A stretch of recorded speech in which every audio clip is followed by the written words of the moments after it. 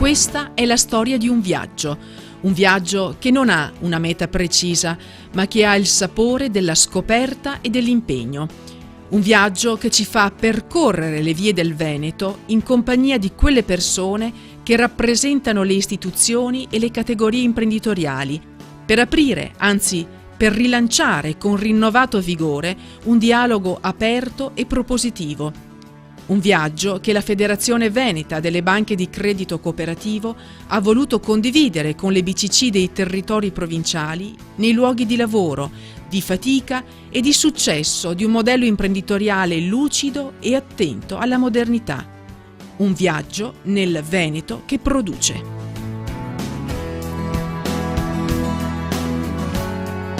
Io questo lavoro lo sento dentro. Se non avessi fatto questo lavoro, non lo so, non riesco a vedermi in nessun altro modo, anche perché non è stato un lavoro, per me non è un lavoro, io sto vivendo veramente queste sensazioni con questo grande legame al mio passato, alla mia famiglia e sono cresciuta qui dentro, non avrei potuto fare nient'altro.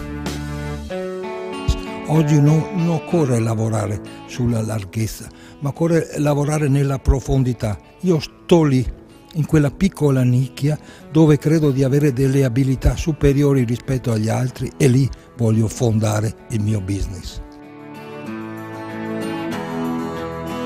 Perché l'Italia deve tornare un po' ad avere fame di risultati e quindi fame in senso non fisico, proprio fame di risultati, vedere che i propri sogni si realizzano di nuovo anche in quest'epoca e per far questo dobbiamo chiudere fuori la negatività e recuperare a tutti i livelli, sia che siano imprenditoriali, istituzionali, dai vertici fino ai collaboratori e tutti quanti recuperare quell'ottimismo di cui questo Paese ha tanto bisogno in questo momento. I nostri giovani non devono perdere il nostro dialetto per acquisire l'inglese, ma devono acquisire l'inglese mantenendo il dialetto, il che vuol dire che devono essere coscienti della loro cultura e devono curarla molto bene, ma nello stesso tempo essere aperti, come del resto è stato spesso nella storia o sempre nella storia il Veneto e l'operatore veneto, aperti a tutti i linguaggi del mondo, aperti a tutte le opportunità che il mondo dà. Abbiamo ritenuto opportuno identificare 7 aziende importanti del Veneto che stanno dimostrando di essere controtendenza e simbolicamente rappresentano proprio la nostra volontà di entrare nel tessuto imprenditoriale, agricolo e artigianale del Veneto. Noi abbiamo bisogno di parlare, noi condividiamo con le aziende, visto che le banche di credito cooperativo operano in questa regione, vivono e il futuro del credito cooperativo è legato strettamente alle aziende e alle famiglie che operano in questo territorio. Abbiamo avviato proprio questo tipo di dialogo, di dialettica che ci aiuta a capire le esigenze. Le risorse sono poche, lo sappiamo, però vogliamo impiegarle in modo adeguato. Proprio all'interno delle aziende, delle fabbriche, dei percorsi di lavoro si sviluppa questo desiderio di dialogo, di trasparenza, di apertura e collaborazione con gli interlocutori che possono rilanciare il Veneto.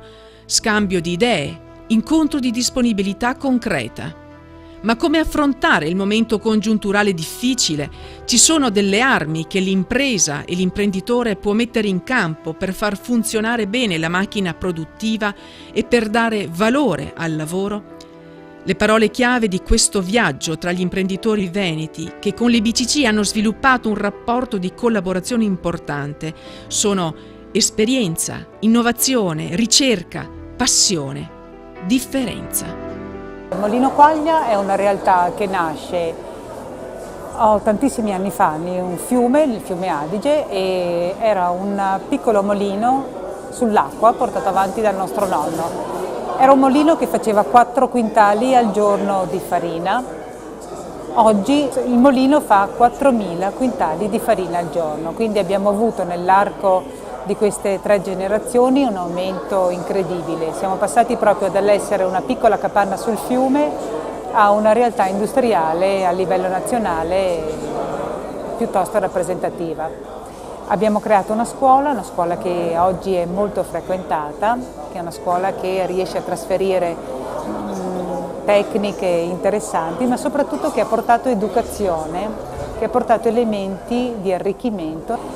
La scuola è stato per noi un salto di qualità importante, notevole, perché ci ha consentito di vendere meglio il nostro prodotto, soprattutto perché è in grado di soddisfare quei requisiti che gli operatori ricercano e che non trovavano soddisfazione altrove. Noi avevamo bisogno di far riscoprire il valore del nostro ingrediente. Oggi, per poter stare nel mercato, vincere, avere successo, bisogna essere portatori di differenze, perché la forza delle aziende sta tutta nelle differenze. Le nostre nuove strategie per quanto riguarda il futuro è quello di coltivare progetti in chiave squisitamente industriale, lasciando però una quota di manifattura artigianale, e vogliamo che sia questa piccola quota di manifattura artigianale che entra nel gioco del progetto per segnare la qualità espressiva, la qualità estetica, perché siamo convinti che così diamo un timbro di italianità al progetto, perché così sono convinto che l'artigianato italiano sa esprimersi a livelli più alti rispetto all'artigianato francese, all'artigianato cinese, all'artigianato di altri paesi, e così si ha un prodotto che ha uno scatto superiore, una liaison verso il mercato superiore. La nostra realtà ha deciso di non delocalizzare, di tenere l'azienda qui in Italia. Per far questo stiamo puntando effettivamente all'eccellenza in tutti i settori. C'è necessità effettivamente da parte di tutti i collaboratori, dall'amministrazione alla progettazione, alla produzione, di dare il proprio contributo in questa fase, proprio perché sono le competenze acquisite dopo tanti anni di esperienza che oggi possono fare la differenza e possono contribuire a formare quel gruppo di lavoro sul quale investire per affrontare le sfide del futuro. È chiaro che nonostante tutta la buona volontà che la Stefani e i propri collaboratori ci possono mettere, ci sarà bisogno anche di un'altra cosa importante, evidentemente dell'aiuto anche dello Stato, ma per tutti, parlo per tutti i privati in questo momento. Abbiamo bisogno di avere uno Stato un po' più dalla parte del privato, attento ai criteri di spesa. C'è assolutamente necessità di ridurre il cuneo fiscale, ci sono troppe tasse oggi che gravano sul lavoro privato, le buste paga dei nostri collaboratori sono troppo leggere, devono diventare più pesanti, e le tasse sulle imprese sono veramente mortificanti. Non parliamo più di crisi. Partire dalle difficoltà, ma anche dai punti di forza del nostro tessuto socio-economico può rivelarsi positivo e può rimettere in moto il volano della capacità e della speranza, anche attraverso la cultura. Valore made in Italy, idee, progetti, manifattura sono i capisaldi della nuova frontiera del Veneto che produce. E le BCC escono dal guscio per ritornare a far parlare di territorio e di risposte, rimboccandosi le maniche e ritornando alla comunità e ai giovani. Abbracciare il territorio vuol dire andare a conoscere gli operatori, vedere proprio la realtà, fare proprio la realtà produttiva e quindi considerare effettivamente le problematiche. Non si può considerare le attività solo dagli uffici generali o magari inserendo dei dati in un sistema informatico per avere una risposta che sia il più possibile oggettiva. È anche la soggettività dell'intervento che è fondamentale, perché la valutazione dello spirito di impresa si valuta anche nella relazione con l'imprenditore. Che il settore agricolo sia in crescita un po' per merito proprio, ma sicuramente per demeriti altrui. Ma la crescita, diremo, dovrebbe condizionare una visione diversa dell'agricoltura da parte dell'opinione pubblica e della politica. Stiamo dimostrando che diamo delle risposte sia dal punto di vista occupazionale, sia dal punto di vista dell'importazione di valuta con l'export, e quindi diremo siamo in credito di credibilità. Credo che oggi non ci sia una ricetta che possa mettere nelle condizioni di superare questa situazione difficile e qualche volta drammatica. L'importante però è lavorare tutti assieme affinché questo possa avvenire. Da parte nostra noi solleciteremo le nostre imprese a fare quegli investimenti che sono necessari per l'azienda e trovando attraverso anche i nostri consorzi fidi il giusto momento di incontro con l'istituto bancario che ci metta nelle condizioni per fare gli investimenti, capendo che il momento è decisamente duro, difficile, perché la prima cosa che manca oggi è la liquidità. In Veneto soprattutto c'è una quantità di imprese, di piccole imprese, che sono state quelle che hanno fatto anche la fortuna di buona parte dell'Italia, che oggi rischiano di chiudere e perdendo così un patrimonio e un'esperienza incredibile.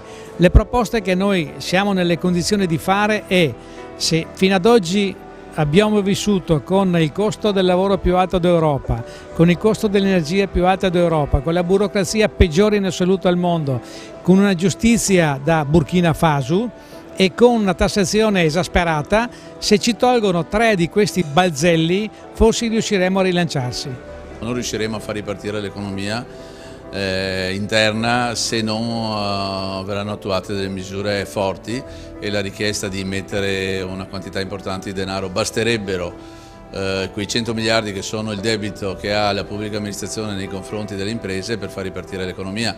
Ahimè non ci sono soprattutto segnali che il governo possa prendere in considerazione questo. Sappiamo i vincoli europei, però credo che oggi che siamo diventati un paese virtuoso e siamo rientrati dal 3% di eccesso di debito, penso che sia venuto il momento per chiedere all'Europa un'emissione di titoli garantiti, proprio dei bond, che servono a pagare le aziende che aspettano sempre il pagamento da diversi anni. Noi come Veneto Sviluppo ci siamo dati una missione di fare un percorso assieme, non solo agli imprenditori ma agli istituti di credito, ai consorzi fidi di garanzia e alle associazioni. Le associazioni che siano un punto di riferimento, che diano sempre più i giusti consigli agli imprenditori che non necessariamente hanno quella cultura finanziaria. Alle banche, perché si sentano attraverso Veneto Sviluppo garantite, perché noi abbiamo messo a disposizione un fondo di riassicurazione del credito, e quindi sull'allungamento dei piani di ammortamento, sul consolido delle passività, sulla concessione di nuova liquidità o conferma della liquidità esistente alle imprese, si sentano garantite, perché Veneto Sviluppo ha messo a disposizione una cifra estremamente importante, 16 milioni di euro subito pronti per garantire nuovo credito alle imprese di questo territorio e di questa regione. Il modello e il ruolo delle cooperative è ancora valido? Ma lo è fortemente valido, soprattutto nei momenti di crisi si riscopre la cooperazione che va in tutti i campi, in tutti i settori, dal sociale all'agricoltura, e in questo ambito proprio anche come banche di credito cooperativo che stanno rispondendo bene in momento di crisi alle esigenze del territorio, sia per la piccola e media impresa, per il commercio, per tutte quelle attività che logicamente sono proprio territoriali, e quindi essendo presenza territoriale la banca riesce a dare quelle risposte che tutti auspichiamo. In Veneto ci sono 36 banche che sono legate alla nostra federazione, sono legate in rete, 630 sportelli, circa 4.800 dipendenti, 132.000 soci. Supportiamo circa un terzo delle imprese artigiane del Veneto e il 25% delle PMI, quindi un peso importante nel nostro territorio, tra le nostre comunità. La raccolta è domestica, quindi la raccolta veneta viene reinvestita quasi completamente in territorio veneto, quasi completamente, perché sono degli equilibri da tenere di natura per una sana e prudente gestione delle banche, però questa è la nostra peculiarità, quindi si può parlare di banca di territorio soltanto quando ciò che raccogli nel territorio viene investito esclusivamente nel territorio, come avviene per le banche di credito cooperativo. Credo sia fondamentale creare un legame sempre più forte tra il mondo dell'impresa e il mondo della finanza. Oggi è un momento difficile per entrambi. Soffre il mondo dell'impresa con la mancanza di credito limitato, soffre il mondo della finanza per la difficoltà di erogare credito se non ci sono le dovute garanzie. Banca d'Italia è molto esigente nei confronti del sistema bancario, non solo, ma anche dei confidi. I 107 sono sorvegliati da Banca d'Italia, quindi allo stesso modo soffrono e quindi va a gravare molto i costi di gestione. Oggi la dimensione della banca è importante proprio perché indipendentemente dalla dimensione ci sono dei costi fissi di gestione che sono soffocanti, e quindi il credito cooperativo sta affrontando questo tema. Questa è una sfida importante, le aggregazioni che sono in corso in questo momento credo siano fondamentali. Cosa emerge da questi incontri? Emerge l'entusiasmo di poterci parlare, l'entusiasmo di stare assieme, l'entusiasmo di condividere dei progetti comuni. Soltanto assieme si può crescere, soltanto assieme si può uscire da questa situazione di difficoltà.